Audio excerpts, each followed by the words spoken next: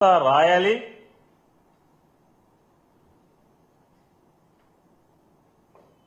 వార్త రిపోర్టింగ్ ఏం చేయాలనేది వారి ఇష్టం. మాకేం అభ్యంతరం లేదు వైఎస్ఆర్ కాంగ్రెస్ పార్టీ, లేదా పేరుని నాని కూడా ఏం అభ్యంతరం లేదు. కానీ ఆ వార్తల మాటున చిమ్ముతున్న విషం మీదే మా అభ్యంతరం. మీ ఇష్టం, పేపర్ మీది, సొమ్ములు మీయి, అది చేసుకోండి. మీ చంద్రబాబు నాయుడు గారు చల్లగా ఉండాలి కాబట్టి ఏం కావాలంటే అది రాసుకోండి.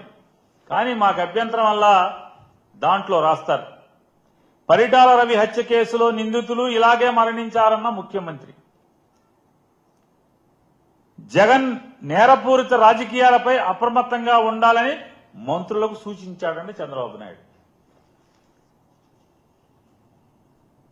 ఈ తప్పుడు రాతలు, తప్పుడు మాటలు, అతను మాట్లాడినట్టుగా వీళ్ళు తప్పుడు రాతలు రిపోర్టింగ్ చేస్తారు. విషపు రాతల రిపోర్టింగ్. ఇక్కడితో ఆగకుండా దీంట్లో ఏమి వార్త ఉండదు. తగుదనమ్మా అని చెప్పిన ఇంకో ఆయన కూడా తీవ్రంగా పరిగణించాలని చెప్పాడంట. సరే, తీవ్రంగానే పరిగణించండి. సుగాలి ప్రీతి మరణం గురించి తీవ్రంగా పరిగణించక్కలా. 30,000 మంది మిస్ అయిన ఆడపిల్లలు విషయాలను ఆరా తీయటంలో, అజగనుకోవడంలో తీవ్రంగా పరిగణించాల్సిన పని లేదు. కానీ ఈ వాచ్మెన్ రంగన్న మరణం మాత్రం తీవ్రంగా పరిగణించాలి. మరి పరిగణించండి, తప్పేం లేదు. రెండో పేజీలో రాస్తారు. ఈ రెండవ పేజీలో ఈ విషయం ఏంటంటే, వివేక హత్య కేసులో కీలక సాక్షుల వరుస మరణాలు అని హెడ్డింగ్ పెట్టి రాస్తాడు. దాంట్లో 6 పేర్లు ఫోటోలేసి, మామూలుగా మంత్రివర్గ ప్రమాణ స్వీకారానికి 1, 2, 3, 4, 5 ఫోటోలు వేసి వాళ్ళ చరిత్ర రాస్తారు కదా, అలా ఈయన రాసుకొచ్చాడు. ఈ 6 సాక్షులు మరణించారు అని చెప్పాను వివేకానంద రెడ్డి గారి హత్య కేసులో.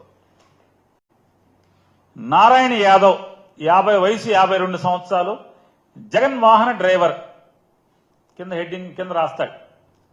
ఇతను సాక్షి, వివేకానంద రెడ్డి కేసులో సాక్షి అని రాస్తాడు. ఇంతకన్నా బూటకం, ఇంతకన్నా తప్పుడు రాత. ఈయన సాక్షి, నారాయణ యాదవ్ అనే ఆయన సాక్షిగా ఉన్నాడా? కనీసం రిపోర్టింగ్ చేసేప్పుడు చంద్రబాబు దున్నపోతు ఈనిందనగానే వెంటనే రామోజీరావు గారి పేపరు మార్కెట్కి వెళ్ళి తాడు కొనుక్కొస్తాకి వెళ్ళారంట. ఏంటి అంటే, దూడ పుట్టింది కదా, వెంటనే మరి దాన్ని కట్టేయాలి కదా, అందుకోసం తాడు కొనుక్కొస్తాకి వెళ్ళిపోయారు. అట్లాగా చంద్రబాబు నాయుడు క్యాబినెట్లో ఏదో మాట్లాడాడంట, వీళ్ళు రాసేస్తారు వెంటనే, వండి వార్చుతాం. నారాయణ యాదవ్ అనే ఆయన రాస్తాడు. వీటి గురించి మాట్లాడదాం. అసలు ఇదంతా ఈ వండి వార్చే విషయం అంతా ఏంటి అంటే, ఈ ఆంధ్ర రాష్ట్ర ప్రజలకి ఏం కొత్త కాదు. గౌరవ నారా చంద్రబాబు నాయుడు గారు ఆయన అలవాటు ప్రకారం తన సహజ వైఖరి మేరకే వైఎస్ వివేకానంద రెడ్డి గారి కేసులో 61వ సాక్షిగా, వైఎస్ వివేకానంద రెడ్డి గారి కేసులో 61వ సాక్షిగా ఉన్నటువంటి 65 సంవత్సరాల వాచ్మెన్ రంగయ్య గారు మరణాన్ని కూడా జగన్మోహన్ రెడ్డి గారి మీద విషం చెమ్మటాకి తన శ్రేయోపత్రిక అయినటువంటి ఈనాడు ద్వారా తాటికాయంత అక్షరాల్లో అచ్చు వేయించి ఇవాళ మరో కొత్త నాటకానికి జగన్మోహన్ రెడ్డి గారి మీద మరొక విషపు నాటకానికి తెరదీయటం జరిగింది. చంద్రబాబు నాయుడు గారు నిన్న జరిగినటువంటి రాష్ట్ర మంత్రిమండలి సమావేశంలో వైఎస్ వివేకానంద రెడ్డి గారి వాచ్మెన్ గా పనిచేసినటువంటి మరియు వివేకానంద రెడ్డి గారి హత్య కేసులో 61వ సాక్షి అయినటువంటి రంగన్న గారి మరణం గురించి కేబినెట్ మొత్తం సుదీర్ఘంగా చర్చించడం జరిగింది. ఆ సుదీర్ఘ చర్చల్లో కేబినెట్ మొత్తం సుదీర్ఘంగా చర్చించడమే కాకుండా ఆగమేఘాల మీద డీజీపీ గారిని మంత్రిమండలికి పిలిచి రంగన్న గారి మరణం గురించి కేబినెట్ మొత్తం వాకప్ చేసింది. డిప్యూటీ సీఎం గారితో సహా మంత్రులందరూ కూడా ఈ రంగన్న గారి యొక్క మరణం గురించి డీజీపీ గారి దగ్గర వారి సందేహాలకి సమాధానాలను రాబడుతూ క్షుణ్ణంగా రాష్ట్ర మంత్రి మండలి మొత్తం ముఖ్యమంత్రి దగ్గర నుంచి ఉప ముఖ్యమంత్రి దగ్గర నుంచి మంత్రులందరూ కూడా క్షుణ్ణంగా చర్చించారని చెప్పని వీరి పేపర్లోనే రాశారు, శ్రేయోపత్రికలోని రాశారు. అసలు ఈ రాష్ట్రంలో చర్చించడానికి ఏమీ లేవు. ఈ రాష్ట్రంలో రాష్ట్ర ప్రజలకి ప్రభుత్వం చేయాల్సినటువంటి పనులేమీ లేవు, బాధ్యతలేమీ లేవు. ఇదే తక్షణ అవసరం ఆంధ్రప్రదేశ్ రాష్ట్ర ప్రజలకి, రాష్ట్రానికి ఇదే తక్షణ అవసరం కింద కేబినెట్ మొత్తం కూడా చర్చించారు. చంద్రబాబు నాయుడు గారు ఎన్నికల్లో ఓటు అడుక్కునేప్పుడు ప్రజలకు ఇచ్చినటువంటి హామీలను అమలు చేయడంలో తన మోసాల నుండి ప్రజల దృష్టిని మరల్చడానికి ఎప్పుడు ఏదో ఒక ఎత్తుగడేయటం అనేది చంద్రబాబు నాయుడు గారికి వెనతో పెట్టిన విద్య. ఏదో ఒక ఎత్తుగడ ఎప్పుడు కూడా హామీల అమల్లో ఏదైతే ఎన్నికల్లో ఓట్లు అడుక్కునేప్పుడు ఏదైతే ప్రజలకి మాట చెప్పాడో ఆ మాట చెప్పింది అమలు చేయడంలో తన డొల్లతనాన్ని ప్రజల మనసుల్లో ఎక్కడ అది బలంగా నాటుకుపోతుందో, ఎక్కడ మదిలోకి ప్రజల ఆలోచనలో వస్తుందేమో అనే అనుమానం కలిగిన ప్రతిసారి కూడా ఏదో ఒక డైవర్షన్ పాలిటిక్స్ చేయటం అనేది చంద్రబాబు నాయుడికి గడిచిన 9 మాసాల్లో అదే పని మీద ఉంటున్నాడు ఆయన. ఈ డైవర్షన్ పాలిటిక్స్ ప్లే చేయాలి, తన దొంగతనాన్ని అంటే ఎన్నికల హామీలు ఇచ్చి మోసం చేస్తున్న విధానాన్ని. ఎన్నికలప్పుడు ఏం చెప్పాడు? సంపద సృష్టిస్తాను, సంపద సృష్టిస్తాం అనేది నాకు వెన్నతో పెట్టిన విద్య, సంపద సృష్టించి మొత్తం ఇస్తాను. జగన్మోహన్ రెడ్డి గారు ఇచ్చేటువంటి సంక్షేమ కార్యక్రమాలే కాకుండా ఇంకా పెద్ద ఎత్తున సంక్షేమ కార్యక్రమాలు చేస్తాను, ఏది కావాలంటే అది చేస్తానని 143 హామీలు ఇచ్చి ఆ హామీలన్నీ కూడా పంగనామాలు పెట్టి ప్రజలందరికీ కూడా ఆయన ఆ పనులు ఆయన చేసుకుంటున్నాడు. తన రాజకీయ ప్రత్యర్థులందరినీ కూడా లేదా చంద్రబాబు నాయుడు గారి యొక్క రాజకీయ ప్రత్యర్థులను కానీ లేదా తన రాజకీయానికి ఎవడు లేదా కొడుకు రాజకీయానికి ఎవడు అడ్డొస్తాడనుకుంటే కనుక వాళ్ళందరినీ అప్రతిష్ట పాలు చేయటానికి తన శ్రేయోపత్రిక అయినటువంటి ఈనాడు ద్వారా తప్పుడు వార్తలు అర్చేయించడం, వారి పరపతిని క్షీణింపజేయడం ద్వారా లేదా రాజకీయంగా పనికిరాకుండా చేయడం ద్వారా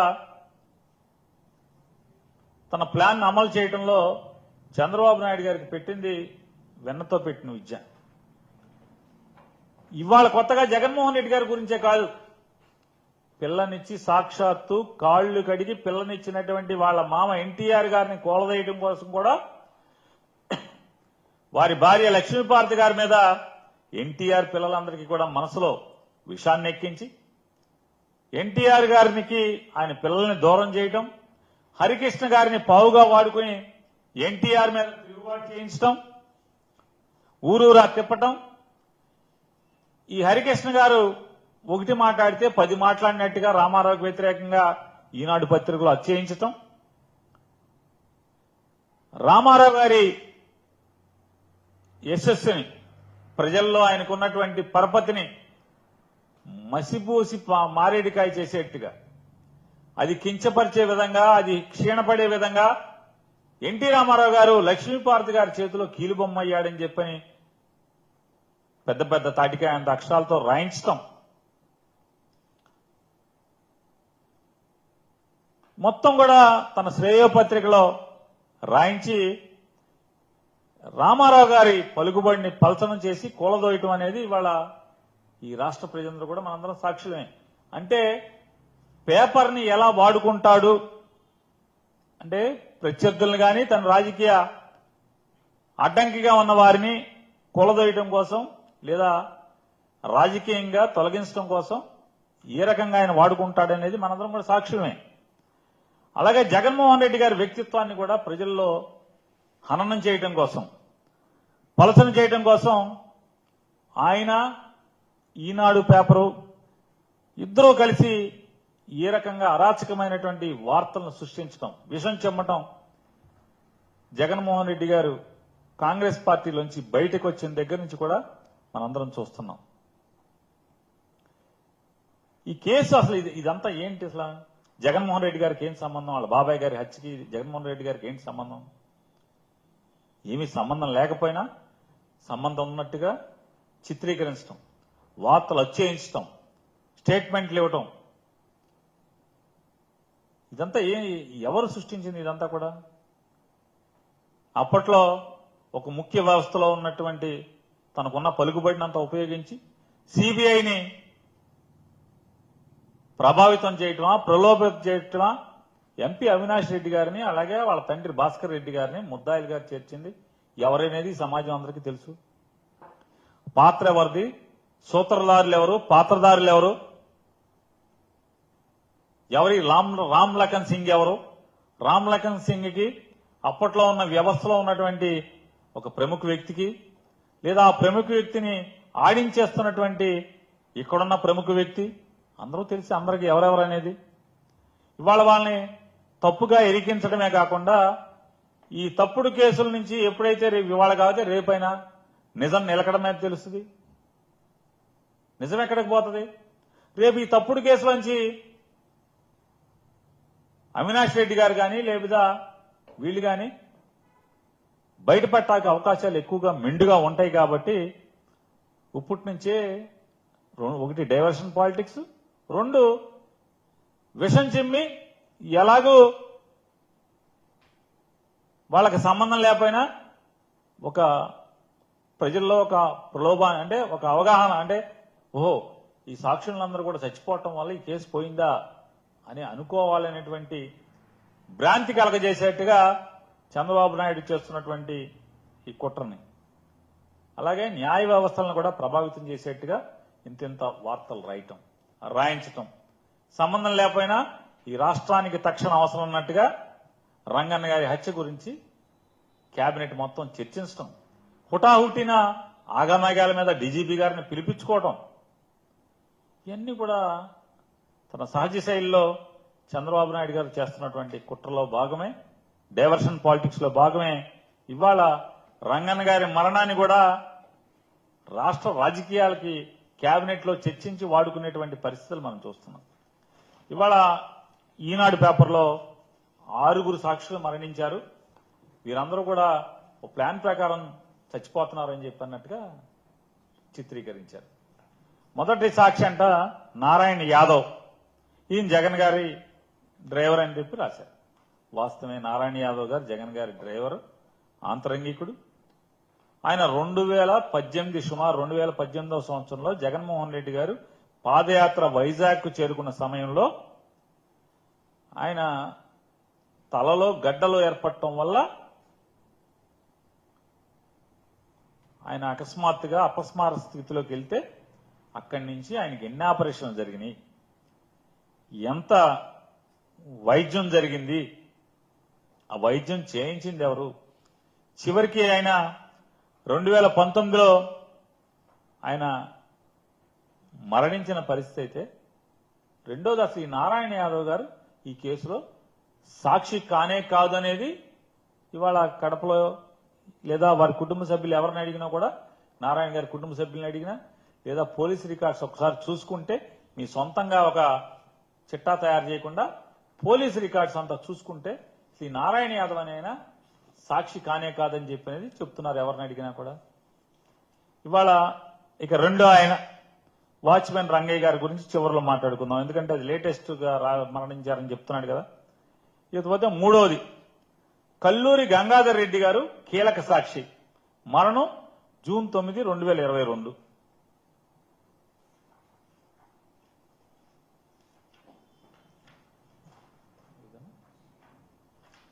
కల్లూరు గంగాధర్ రెడ్డి గారు, వీరిని సిబిఐ వివేకానంద రెడ్డి గారి కేసులో 243వ సాక్షిగా చేర్చడం జరిగింది. 243వ సాక్షిగా ఈ గంగాధర్ రెడ్డి గారు, కల్లూరు గంగాధర్ రెడ్డి గారు యాడికిలో చనిపోయే నాటికి యాడికిలో నివాసం ఉంటున్నారని చెప్పి చెప్తున్నారు. ఆయన బాగా దీర్ఘకాలంగా షుగర్ వ్యాధితో బాధించబడుతున్నాడు, షుగర్ వ్యాధిగ్రస్తుడు అని చెప్పి అనేది వారి కుటుంబ సభ్యులందరూ కూడా చెప్తున్నారు. ఆయన జగన్మోహన్ రెడ్డి గారికి ఈ దీంట్లో ఎలా అంటకట్టే ప్రయత్నం చేస్తామో చూసాం ఆ పేపర్ అంతా కూడా మనం. ఈ గంగాధర్ రెడ్డి గారు కూడా ఆయన సాక్షి కింద ఈనాడులో రాశారు.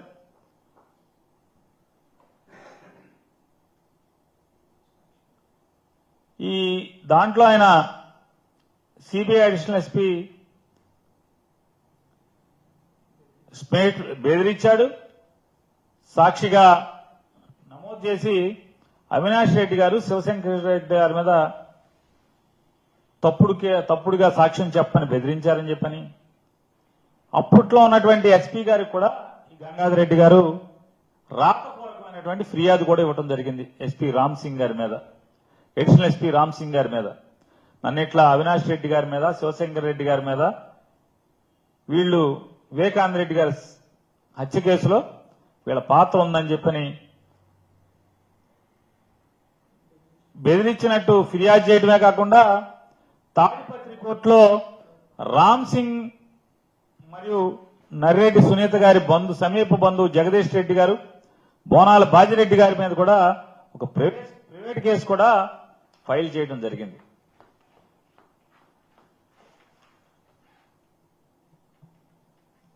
ప్రైవేట్ కేసు కూడా ఫైల్ చేయడం జరిగింది. అప్పుడున్న ఎస్పీ గారికి ఇస్తే బహుశా కేసు కట్టి ఉండడు. కేసు అంటే మరణించే ముందు ఆయన జీవించి ఉండగా, గంగాధర్ రెడ్డి గారు జీవించి ఉండగా నన్ను ఇట్లా బెదిరించాడు పలానా ఆయన అని చెప్పని పోలీస్ ఎస్పీ గారు కేసు ఇస్తే కేసు రిజిస్టర్ చేసినట్టు లేరు. అందుకోసం ఆయన కోర్టులో ప్రైవేట్ కేసు కూడా వేయటం జరిగింది. ఆయన 9/6/2022న మరణించారు. మరణిస్తే వారి భార్య గారు నా భర్త చావు మీద విచారణ జరిపి ఏదైనా పొరపాట్లు ఉన్నాయా, ఎవరిదన్నా ఏదైనా ఉందా, విషప్రయోగం ఉందా, ఏముందో విచారణ చేయమని పోలీసులకు ఫిర్యాదు చేశారు. కేసు నమోదు చేశారు. కేసు నమోదు చేసి పోస్ట్ మార్టం కూడా చేశారు. పోస్ట్ మార్టం చేసి ఆ రిపోర్టులు కూడా ఇవ్వడం జరిగింది. అలాగే ఫోరెన్సిక్ ల్యాబ్ కూడా అవయవాలను కూడా పంపించడం జరిగింది. కేసు పూర్వపరాల్లోకి వెళ్తే, ఎవరి గంగాధర్ రెడ్డి గారి యొక్క మరణం పూర్వపరాల్లోకి వెళ్తే ఆ పోస్ట్ మార్టం సర్టిఫికేట్ ఆధారంగా కూడా ఆయనది సహజ మరణం అని చెప్పి నివేదికలు ఇచ్చారని చెప్పినది కూడా రికార్డులు చెప్తున్నాయి. మరి గంగాధర్ రెడ్డి గారిది సహజ మరణం అని చెప్పనేమో పోస్ట్ మార్టం రిపోర్ట్ చెప్తుంటే, ఇవాళ దాంట్లో అనుమానాలు ఉన్నాయని చెప్పని చంద్రబాబు నాయుడు గారు అంటమే కాకుండా ఈనాడు కూడా సొంతంగా వారి స్టోరీ రాసేస్తారు. అనుమానాస్పద మృతి అని చెప్పి, అనుమానాస్పద మృతి మా భర్త మీద చావు మీద విచారణ చేయమని ఆవిడ ఇచ్చినటువంటి కంప్లైంట్ మేరకే పోలీసులు కూడా కేసు కట్టి విచారణ చేశారు. విచారణ చేసి పోస్ట్ మార్టం కూడా చేశారు. అయిపోతే దాన్ని కూడా ఇవాళ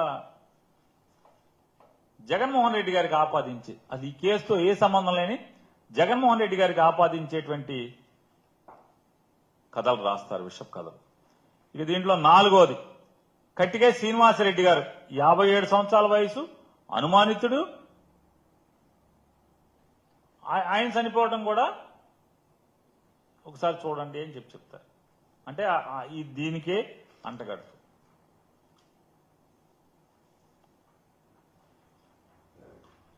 శ్రీనివాసరెడ్డి గారు ఆయన 2019 సెప్టెంబర్ 2వ తారీఖున 2019 సెప్టెంబర్ 2వ తారీఖున ఆత్మహత్య చేసుకున్నారు. ఈ ఆత్మహత్య చేసుకుంటూ ఆయన ఒక సూసైడ్ నోట్ కూడా రాసి మరణించారు. ఆ సూసైడ్ నోట్లో కూడా పోలీసుల వేధింపు కారణంగానే తాను ఆత్మహత్య చేసుకుంటున్నానని చెప్పని ఆయన సూసైడ్ నోట్ రాసుకు మరణిస్తే అప్పుడున్నటువంటి కడప ఎస్పీ గారి పర్యవేక్షణలో ఒక డిఎస్పీ ర్యాంక్ అధికారి విచారణ చేసి అది ఆత్మహత్య అని చెప్పని, దాంట్లో ఎటువంటి సందేహాలు లేవు, ఆత్మహత్య అని చెప్పని ఆ అధికారి రిపోర్ట్ మీద కేసు క్లోజ్ చేశారని చెప్పి అనేది రికార్డు చెప్తుంది. అలాగే వైఎస్ అభిషేక్ రెడ్డి గారు 5వ పేరు ఈనాడులో రాసినటువంటి దాని ప్రకారం వయసు 36 ఏళ్లు, సాక్షి అంటే కేసులో ఆయన సాక్షి, విట్నెస్, ఆయన మరణించాడని చెప్పి చెప్తారు. దాంట్లో కూడా అనుమానం అంట. ఇంతకన్నా కిరాతకం ఏముంది?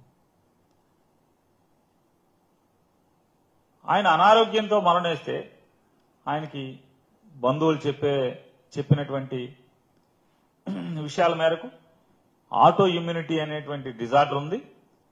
దానివల్ల మల్టీ ఆర్గాన్ ఫెయిల్యూర్ వల్ల ఏఐజీ ఆసుపత్రిలో చికిత్స పొందుతూ మృతి చెందారు. ఈయన జగన్మోహన్ రెడ్డి గారికి ఎంత బంధువో సునీతం గారికి కూడా అంతే బంధువు, ఇద్దరికీ సమీప బంధువే. ఈయన సాక్షిగా ఎలా వచ్చారంటే సిబిఐ అధికారులు పిలిచి ఈయన చెప్పింది ఒకటైతే వాళ్ళు రాసుకున్న 161 స్టేట్మెంట్ వేరు.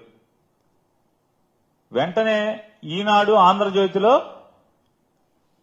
అప్పట్లో అభిషేక్ రెడ్డి గారు ఇలా వాంగ్మూలం ఇచ్చాడు అని చెప్పని పేపర్లో వచ్చేయంగానే ఆ పేపర్ చదివినటువంటి ఆయన అప్పట్లో పులివెందుల్లోనే ప్రెస్ మీట్ పెట్టి ఇది తప్పు, ఇది నేను అలా చెప్పలేదు, నా అనుమతికి భిన్నంగా, నేను చెప్పిన దానికి భిన్నంగా వాళ్ళు 161 రాసుకున్నారని చెప్పని, ఈనాడులో జ్యోతిలో నేను చదివానని చెప్పని ఇట్లా రాశారని చెప్పనేది ఆయన ప్రెస్ మీట్ పెట్టి కూడా ఆయన చెప్పడం జరిగింది. అలాగే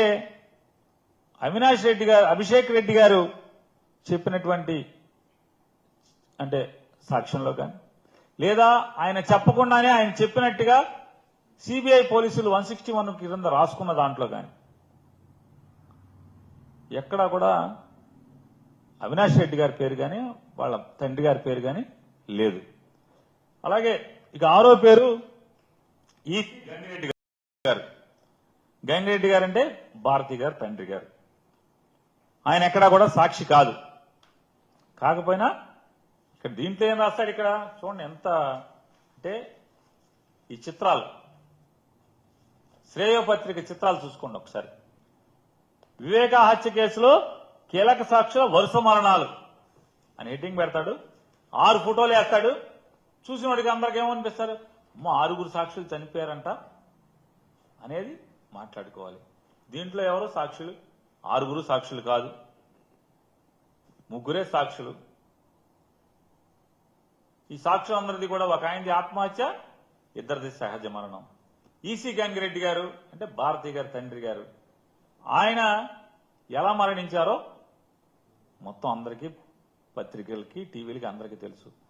ఆయనకి కోవిడ్ సోకటం వల్ల, పోస్ట్ కోవిడ్ ఇంపాక్ట్ వల్ల లంగ్స్ ఇంపాక్ట్ అయ్యి ఎన్నాళ్ళు హాస్పిటల్లో, దీర్ఘకాలం హాస్పిటల్లో వెంటిలేటర్ మీద ఉన్నారు. ఆయన మృత్యుతో ఎన్నాళ్లు పోరాడారు. ఆయన వయోభారంతో పాటుగా ఆయన ఎన్నాళ్లు మృత్యుతో పోరాడనేది ఈ సమాజానికి తెలుసు, ఈ ప్రపంచానికి తెలుసు. తెలిస్తే ఆయన మరణం మీద కూడా సందేహం. ఆటో ఇమ్యూనిటీతో ఉందని చెప్పి బంధువులు చెప్పేటువంటి మల్టీ ఆర్గాన్ ఫెయిల్యూర్ వల్ల మరణించినటువంటి అభిషేక్ రెడ్డి గారి మరణం సందేహం అని చెప్పి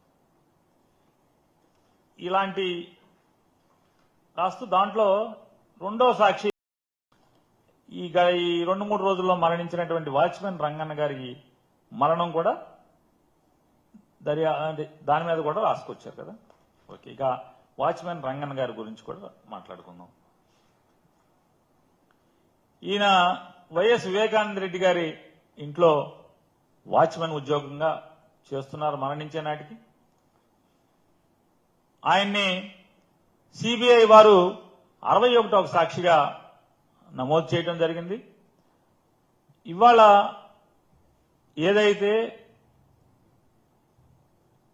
వారి రంగన్న గారిని మొదటిసారి పోస్ట్ మార్టం చేసే ముందు మరణించగానే రంగన్న గారి శ్రీమతి ఆవిడ ఒక కంప్లైంట్ పోలీసులు వారికి ఇచ్చినట్టుగాను దాన్ని ఆధారం చేసుకుని 174వ సెక్షన్ ప్రకారం అంతే కదా సార్ 100 అనుమానాస్పద మృతి కింద ఎఫ్ఐఆర్ కట్టి విచారణ చేసి పోలీసు వారు కడప పోలీసు వారు విచారణ అనంతరం పోస్ట్ మార్టం చేసి వారి యొక్క పార్థివ దేహాన్ని ఖననం చేయడం జరిగింది కుటుంబ సభ్యులందరూ. అయితే ఎప్పుడైతే నిన్న చంద్రబాబు నాయుడు గారి కేబినెట్ లో డీజీపీ గారిని ఆగమేఘాల మీద పిలిచి ఈ రంగన్న గారి మరణం గురించి సుదీర్ఘంగా కేబినెట్ మొత్తం 24 మంది ఉన్నట్టున్నారు అనుకుంటా. ఒక్కటి ఖాళీ ఉంది కదా, ఆయన ఎవరి కోసం అట్టి పెట్టారని చెప్తున్నారుగా. ఆ 24 మంది కలిసి అసలు వారి మేధస్సు అంతా ఉపయోగించి మొత్తం కేంద్రీకరించి నిన్న మొత్తం డీజీపీ గారిని పిలిచి క్షుణ్ణంగా అధ్యయనం చేసి ఏంటా అంటే కడప నుంచి ఉన్నతాధికారులు కూడా నిన్న హుటాహుటిని ఇక్కడికి వచ్చి ఇక్కడి నుంచి పెద్దల సందేశాలు తీసుకెళ్లారని చెప్పనేది మీడియా మిత్రులు చెప్తున్నారు. హుటాహుటిని వచ్చారు. ఇక్కడ ఉన్నటువంటి మహనీయుల యొక్క సందేశాన్ని చెవిలో తీసుకుని గబగబా వెళ్ళి ఆయన ప్రెస్ మీట్ కూడా పెట్టారు నిన్న.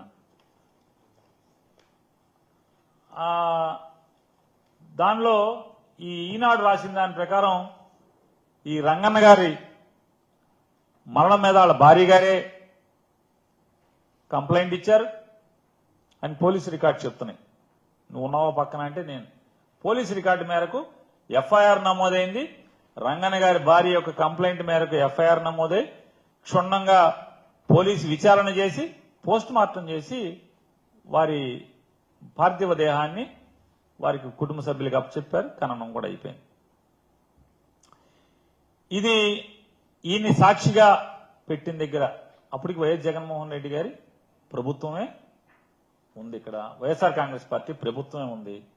అప్పుడు మా ప్రభుత్వం ఉండగానే సిబిఐ వారు విట్నెస్ ప్రొటెక్షన్ యాక్ట్ కింద ఉత్తరం రాశారు. అయ్యా ఈ సాక్షికి పోలీస్ భద్రత కల్పించండి అని చెప్తే జగన్మోహన్ రెడ్డి గారి ప్రభుత్వం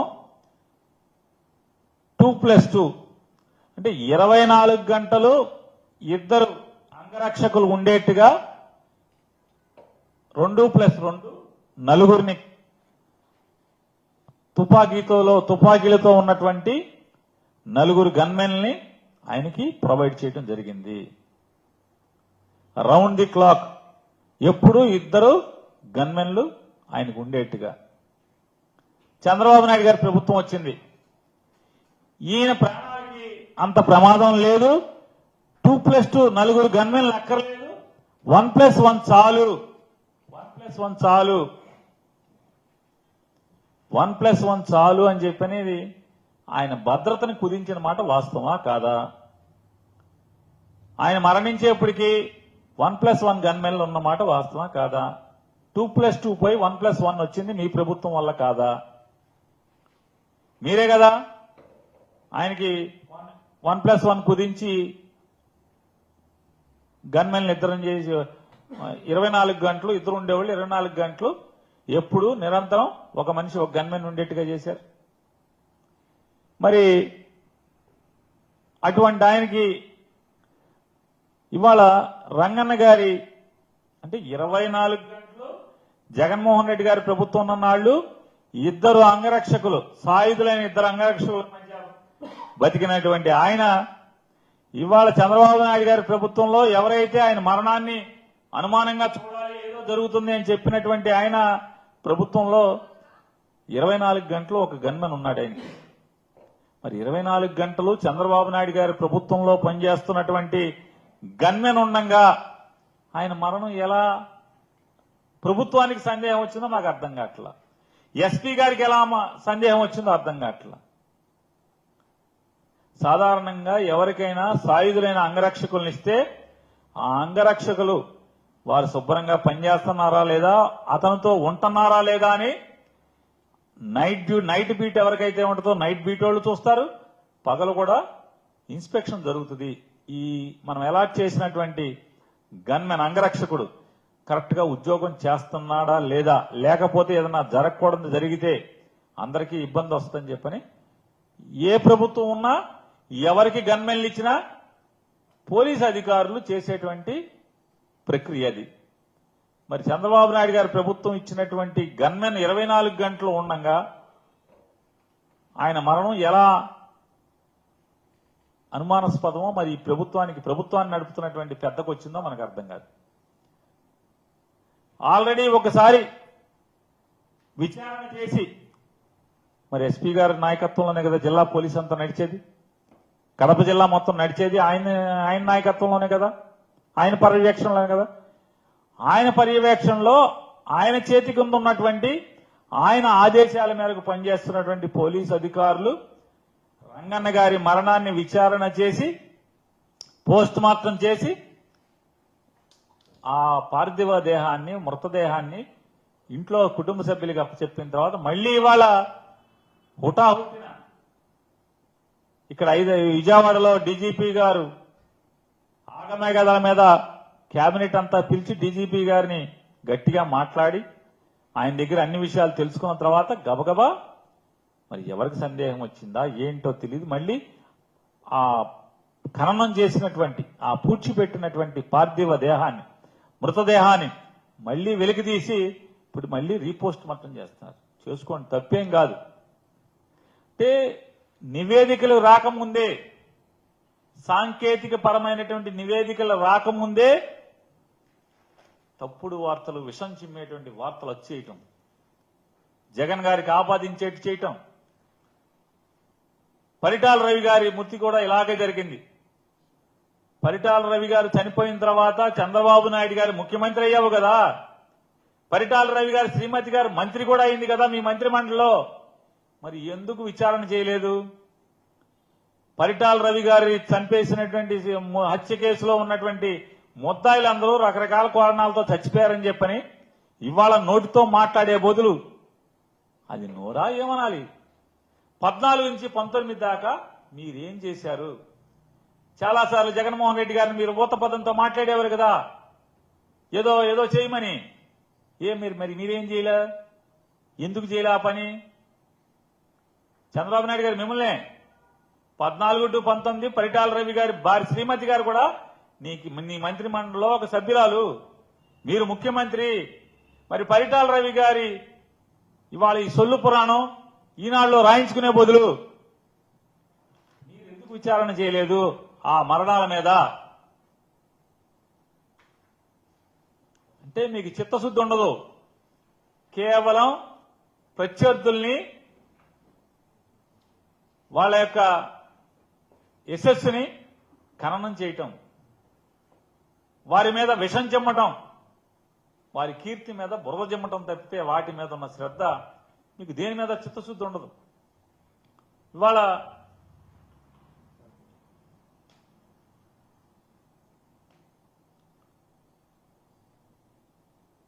సాక్షాత్తు కడప ఎస్పీ గారు ఈనాడు ఆయనతో మాట్లాడారని చెప్పి వాళ్ళు రాశారు ఈనాడు వార్త. ఈనాడు ఎస్పీ గారు చెప్పారని చెప్పని ఈనాడు వాళ్ళు రాశారు. ఏం రాస్తారు చూడండి.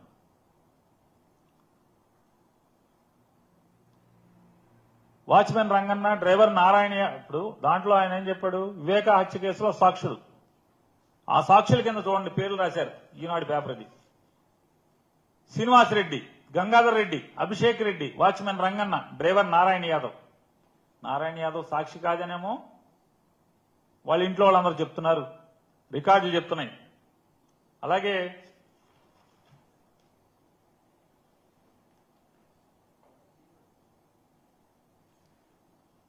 కటికల శ్రీనివాసరెడ్డి సాక్షి కాదు.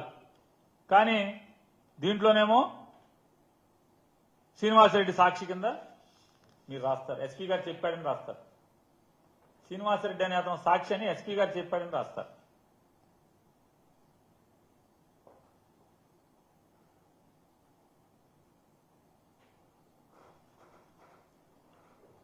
అనుమానాస్పదలో చనిపోవడం వెనుక నిందితుల ప్రమేయంపై ఆరా తీస్తున్నామని వైఎస్ఆర్ జిల్లా ఎస్పీ అశోక్ కుమార్ తెలిపారు. వివేక కేసులో కీలక సాక్షి రంగన్నమూర్తిపై అనేక అనుమానాలు ఉన్నాయి, ఎస్పీ గారు చెప్పాడని.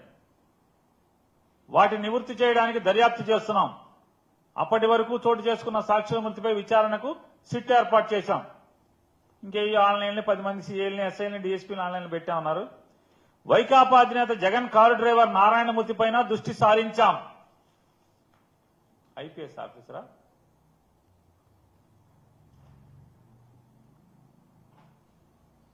నారాయణ గారు 2019లో చనిపోతే ఆయన మృతి మీద ఈయన వాళ్ళ దృష్టి సారించాడంట. ఈనాడుకి చెప్తా అంట. ఈనాడు రాశారు. మరి ఎస్పీ గారు చెప్పాడు, నాకు తెలియదు. ఎస్పీ గారు చూసుకోండి, మీరు చెప్పారా లేదో.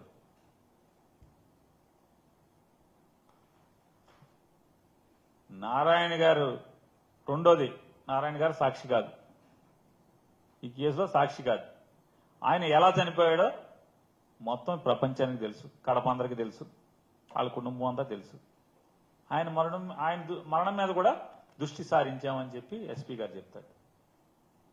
వ్యవస్థను ఎక్కడికి తీసుకెళ్తున్నారు, ఎంత లోతుకి తీసుకెళ్తున్నారు? లోతంటే ఈ లోతు కాదు, భూమి లోపలికి, పాతాళానికి తీసుకెళ్తున్నారు వ్యవస్థను. ఇవాళ నిరంతరం గన్మెన్ ఉన్నటువంటి రంగన్న గారు మృతి మీద కూడా మీకు అనుమానం, కేసు కడతారు, విచారణ చేస్తారు, పోస్ట్ మార్టం చేస్తారు, బాడీని అప్పు చెప్తారు, పాతి పెట్టే ఊరుకుంటారు, మళ్ళీ శవాన్ని బయటికి తీస్తారు, మళ్ళీ విచారణ. ఎవరు నిరికిద్దాం అనుకుంటున్నారు దీంట్లో? లేకపోతే ఎందుకు ఇదంతా? ఎవరు నిరికిస్తారు? ఎవరొకరిని మీకు ఆదేశాలు వచ్చినాయి కాబట్టి వాటిని అమలు చేయడం ఎవరినొక నిరికిస్తా కోసం తప్పితే నాకైతే వేరేగా కనపట్ల. ఇవాళ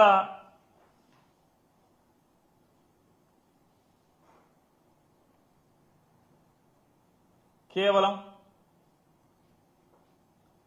జగన్మోహన్ రెడ్డి గారి మీద 14 లక్షల కోట్లు అప్పు చేశాడు, 14 లక్షల కోట్లు అప్పు చేశాడు, 14 లక్షల కోట్లు అప్పు చేశాడని చంద్రబాబు నాయుడు గారు, పవన్ కళ్యాణ్ గారు, వాళ్ళ అబ్బాయి లోకేష్ గారు, ఎమ్మెల్యేలు పోటీ చేసే పేతోడు మాట్లాడి 10 అన్నారు, తూచి 10 అన్నారు, మళ్ళీ తూచి 7 అన్నారు. చివరికి సాక్షాత్తు ఈ రాష్ట్ర ఆర్థిక శాఖ మంత్రి అసెంబ్లీలో 3 లక్షల కోట్లు అన్నాడు. చూడండి, అంటే వాళ్ళ చేసిన పాపం, వాళ్ళు మాట్లాడిన పాపం వాళ్ళ నోటితోనే కడుక్కుంటూ వస్తున్నారు. ఇంకా కడుగుతారు.